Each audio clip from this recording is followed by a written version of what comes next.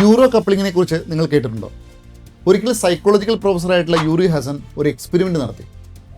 കസ്റ്റമറും സെല്ലറും തമ്മിലുള്ള റിലേഷൻഷിപ്പിൽ സ്റ്റോറി ടെല്ലിങ്ങിൻ്റെ ഇമ്പോർട്ടൻസിനെ കുറിച്ചായിരുന്നു ആ എക്സ്പെരിമെൻറ്റ്.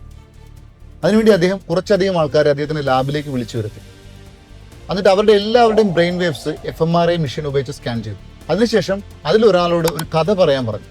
കഥ പറയാൻ തുടങ്ങിയ സമയത്ത് എല്ലാവരുടെയും ബ്രെയിൻ വേവ്സുകൾ ഡിഫറെൻ്റ് ആയിരുന്നു. പക്ഷേ കഥ പറഞ്ഞ് അവസാനിക്കുന്ന സമയത്ത് എല്ലാവരുടെയും ബ്രെയിൻ വേവ്സ് ഐഡൻറ്റിക്കലായി. ഇതാണ് ന്യൂറോ കപ്ലിംഗ്.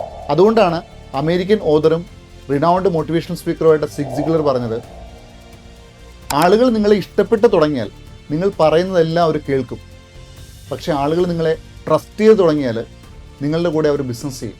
ആളുകളുടെ ട്രസ്റ്റ് നേടിയെടുക്കാൻ ഏറ്റവും നല്ലൊരു വഴിയാണ് story telling. Thank you so much.